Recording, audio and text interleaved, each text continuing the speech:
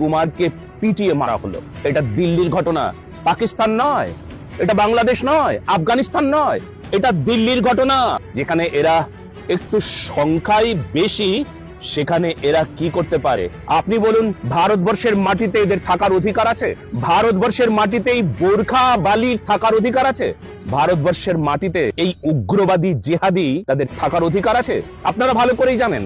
যদি পৃথিবীতে সন্ত্রাসবাদী কারা যদি জিজ্ঞেস করা হয়, সন্ত্রাসীদের একটা নামের তালিকা তৈরি করো, তাহলে একটা হিন্দুর নাম সেখানে পাবেন না, সমস্ত এই জেহাদিদের নাম পাবেন, ওই মজহবের লোকের নাম পাবেন। এদের রাখা ভারতবর্ষে কি থাকতে দেওয়া যাবে? ভারতবর্ষে এই যে যারা বোরখা বালি, যারা এইভাবে অত্যাচারী হয়, বোরখার নিচের ইতিহাসটা জানতে পেরে জানা গেল যে বোরখা বালি এক সময় হিন্দু ছিল। তিনি বোরখা নতুন পরেছেন। কেন নতুন পরেছেন জানেন? আপনারা তার ইতিহাস যদি জানেন তবে হতবাক হয়ে যাবেন। এরপর থেকে আপনি কি চাইছেন? ভারতবর্ষের মাটিতে এরা নির্মূল হোক, নতুবা আপনার ঘরের তরুণ কুমার মরবে, আপনার ঘরের তরুণ কুমারকে এরা মারবে, আপনার ঘরের মা বেটির ওপর এরা নির্মম ভাবে অত্যাচার করবে। যেমন পাকিস্তান, যেমন বাংলাদেশে করছে, ঠিক তাই করবে। এদের ভারতবর্ষের মাটি থেকে এদের উদ্ধার করতে হবে। উদ্ধারের সময় হয়ে গিয়েছে।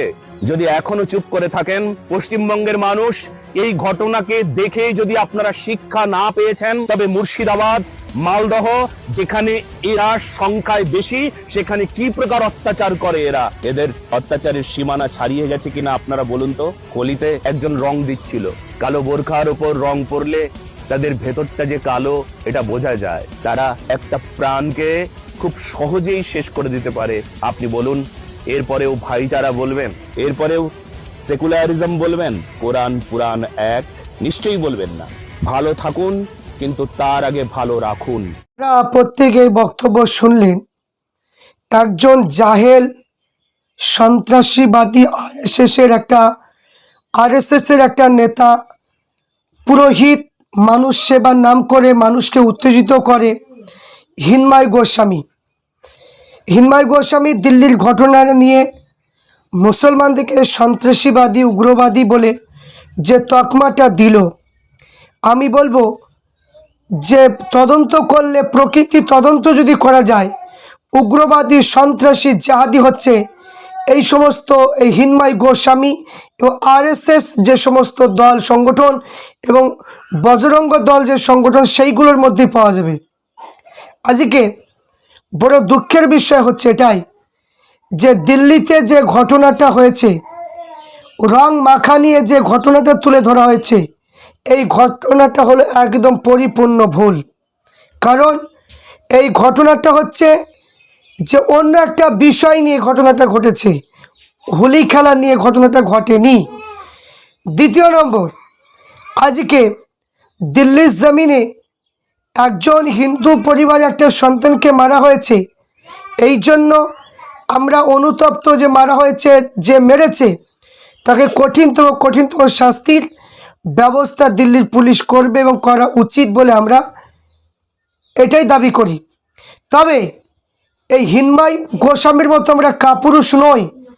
হিন্ময় গোস্বামীর মতো আমরা কোনোদিন উত্তেজিত করি না কোনো মানুষকে, কোনোদিন কোনো খারাপ যুক্তি বা কোনো খারাপ যে ফর্মুলা আমরা দিইনি। কারণ আমরা চাই যে বাংলার জমিনে জাতি, ধর্ম, বর্ণ নির্বিশেষে প্রত্যেকে আমরা বসবাস করি এবং করব। এই হিন্ময় গোস্বামী সে বলছে এটা বাংলা নয়, ওটা হচ্ছে দিল্লি। তা আমি বলবো যে এই যে হিন্ময় গোস্বামী, আমি আপনাকে বলতে চাই আপনি হচ্ছেন একজন সন্ত্রাসী এবং জঙ্গি। কারণ আপনার মুখে কোনো দিন মায়া, দয়া, কোনো ভালোবাসা মুসলমানের প্রতি আপনার মধ্যে কিঞ্চিত পরিমাণ নেই। কারণ আপনি চান এটা হিন্দু রাষ্ট্র করতে। আমি আপনাকে চ্যালেঞ্জ দিচ্ছি, এটা আপনার বাপের সম্পত্তি নয়, এটা আপনার বাপের জায়গা নয় যে হিন্দুস্তান বলে যে আপনারা যা ইচ্ছা তাই করবেন। এটা কখনো সংবিধান কখনো মানবে না। কারণ আজকে সেটা একটা গোষ্ঠীদ্বন্দ্ব নিয়ে যে ঝগড়া হয়েছে, আর সেটাকে নিয়ে আপনি মুসলমানকে জঙ্গি জিহাদি বলছেন। আর বিহারে একজন মহিলা রমজান মাসে রোজা রেখেছে, সেই মহিলাটাকে তাকে মারধর করা হলো, তাকে পানির বদলে মদ দেওয়া হলো, সে রমজান মাসে রোজায় থাকা সেই মুসলমান বোনটাকে তারা পিটিয়ে হত্যা করে দিল। সেটা বাংলা নয়, সেটা বিহারের ঘটনা। এই হিন্ময় গোস্বামী কাপুরুষ, আপনি জবাব দিন। তাহলে ওই মহিলাটাকে আপনার মতো হিন্দু সন্ত্রাসী জঙ্গিবাদ যে মারল, এর প্রতিবাদ আপনার মুখে হলো না কেন? তার জবাব চাই আপনার কাছে, তার জবাব আপনার কাছে চাই। দিল্লিতে একটা হিন্দু মেরেছে বলে আপনার ফেটে যাচ্ছে, আপনার খুব পাচ্ছে। আর বিহারে যে মুসলমান রোজাদার একজন মুসলমান নারীকে পিটিয়ে হত্যা করে দেওয়া হলো, তাকে মদ খাইয়ে মানে কি মেরে দেওয়া হলো, কই তার প্রতিবাদ দেখতে পাচ্ছি না? তাহলে সেখানে হিন্দুর সংখ্যা বেশি বলে, সেখানে জঙ্গি সন্ত্রাসী হিন্দু বলে, তাহলে সেখানে মুসলমানকে মেরে দিয়েছে। আপনি তার জবাবটা কি দেবেন বলুন? কি দেবেন? কথা বলবেন, কথা একটা লাইনে বলবেন, কথা উল্টো পাল্টা কোনো কথা বলবেন না। কারণ আমরা চাই যে পশ্চিম বাংলায় সমস্ত জাতি ধর্ম বর্ণ নির্বিশেষে যারা বসবাস করছে, আমরা বসবাস করি এবং করে যাব। দূরের খবর, পশ্চিম বাংলায় ঢুকে বেশি গন্ডগোল করতে যাবেন না। কারণ আপনি যেটা মনে করছেন কিয়ামত পর্যন্ত সময় থাকলো কোনো দিন আপনি হিন্দু রাষ্ট্র তৈরি করতে পারবেন না, কোনো দিন আপনি পারবেন না। আপনাকে চ্যালেঞ্জ দেওয়া থাকলো। ধর্মগুরু আপনি ধর্ম শিক্ষা দেন, এই রকম সন্ত্রাসীমূলক কথা বলে ধর্ম শিক্ষা দেন। আমাদের কোন আলেম ওলামার কোন বক্তব্য দেখেন তো দেখি। আপনি যেভাবে বক্তব্য দিচ্ছেন এ তো সন্ত্রাসীমূলক কথা এটা। তাই হিন্ময় গোস্বামীর বক্তব্য হচ্ছে ফেতনামূলক, হিন্ময় গোস্বামীর বক্তব্য হচ্ছে মানুষের মধ্যে দ্বন্দ্ব বাঁধানো একটা মানে পরিকল্পিত। আপনার কোনো হুঁশ নেই, আক্কেল নেই যে উত্তরপ্রদেশে মুসলমান তারাবি নামাজ পড়ছিল আর একটা হিন্দু বাড়িতে আগুন লেগে গিয়েছিল, তা তারাবি নামাজকে মানে রেখে তারা হিন্দু বাড়িতে গিয়ে আগুনটা লিভিয়ে দিল। কোথায় ছিল আপনার আরএসএস এর দলের লোকেরা? কই তাদের পাশে তো দাঁড়ায়নি। একটা 7 জন ব্যক্তি একটা গাড়িতে করে যাচ্ছিল, গাড়িতে যাওয়ার পরে কি আপনার ওই গাড়িটা একটা খাদে পড়ে গিয়েছিল। 7 জন হিন্দু ছিল। একটা মসজিদে ইমাম সাহেব মসজিদে এলান করে দিয়ে ওই 7 জন ব্যক্তিকে কোনো শীতের সময় পানিতে নেমে তাদেরকে বাঁচালো। কোথায় ছিল আপনার এই হিন্ময় গোস্বামী, আপনার দলের লোকেরা? শুধু সন্ত্রাসী, শুধু কি কথা বললেন, আর হিন্দু রাষ্ট্র করবো কথা বললেন, কোনো মানুষের পাশে দাঁড়ানো এখনো শিখতে পারলেন না। আপনার ধর্মে কি লেখা আছে? আপনার ধর্মে কি লেখা আছে কোনো জায়গায় যে মুসলমানদেরকে জোর করে হুলুই খেলার রং দিতে হবে? জোর করে লেখা আছে কোনো জায়গায়? সরস্বতী পূজার চাঁদা মুসলমানের কাছে জোর করে নিতে হবে আপনার ধর্মে কোনো কিতাবে কি লেখা আছে?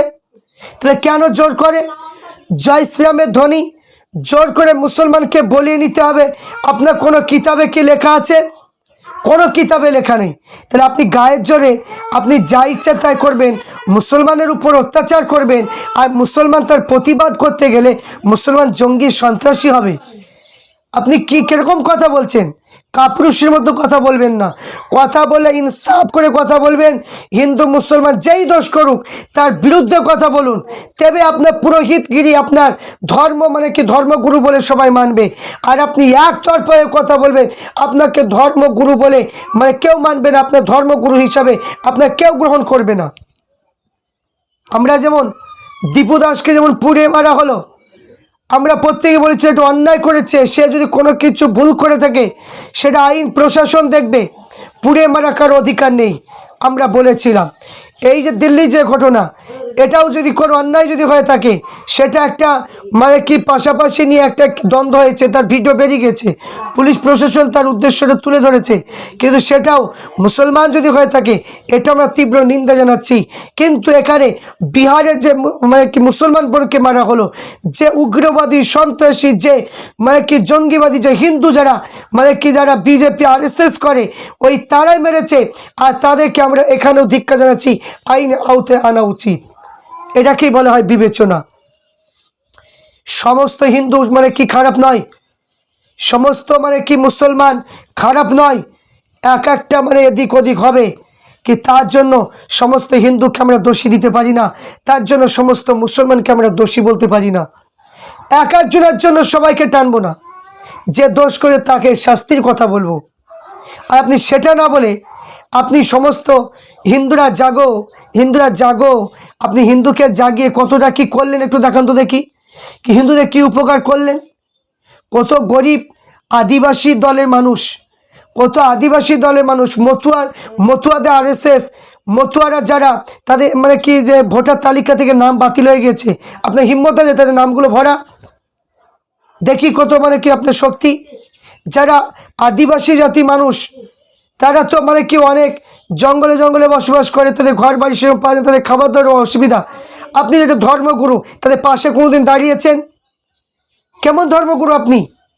ধর্ম কিতাব পড়ুন, দুনিয়াতে সামান্য জিন্দেগি, দুনিয়াতে সামান্য জিন্দেগি।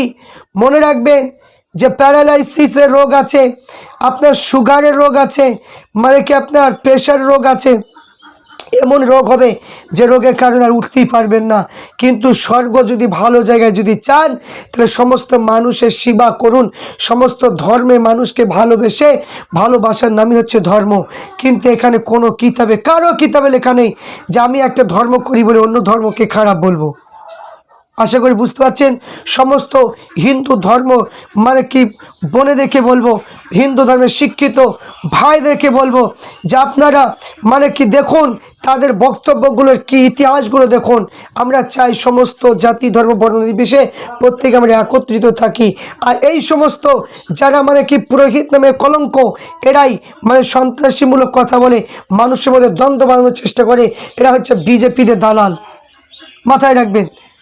আজ যারা ভাইরাল করছেন দিল্লির ঘটনা নিয়ে, তো এই ভাইরাল করতে গেলে মুসলমানকে যেখানে যেখানে মারা হয়েছে, মুর্শিদাবাদে মুসলমানকে যেখানে যেখানে মারা হয়েছে, তার মানে কি যে প্রতিবাদ আপনারা করছেন না, তার মানে কি আপনার মানে কি প্রশাসন তার মানে কি আইন আওতায় এনে তাদের শাস্তি দেবে। যে সমস্ত মানে কি উগ্রবাদী যারা RSS এর যারা মানে কি যে যাদের হিন্দুর সংখ্যা যেখানে বেশি, মুসলমানকে অত্যাচার করছে, তাদের শাস্তি দেখ, এই কথা আপনারা তুলছেন না। যে তার বেলায় মেরেছে খুবই আনন্দ হচ্ছে, আর একটা হিন্দুকে মারলে আপনাদের ফেটে যাচ্ছে। আপনার হচ্ছে হিংসুক, এক নম্বর হচ্ছে হিংসুক। এই একদিকে একতরফা কথা বলার জন্য এই হিন্ময় গোস্বামীর কথা আমরা ধিক্কার জানাচ্ছি। এটা একদমই একটা ধর্মগুরু হিসাবে এটা উচিত নয়। আশা করছি আপনারা প্রত্যেকে বুঝতে পারছেন। আমরা সমস্ত হিন্দুকে ভালোবাসি, তাদের ধর্মগ্রন্থ আমাদের মাথায় রাখি, আমাদের ধর্মগ্রন্থ আমরা মাথায় রাখি, সমস্ত ধর্মকে আমরা ভালোবাসি। এটাই হচ্ছে আমার নবী আদর্শ। এদের মতো কাপুরুষের মতো নয় যে নিজের ধর্মকে একাই ভালোবাসবো, বাদ বাকি ধর্ম ভালো নয়, এইরকম আমরা বক্তব্য দিইনি।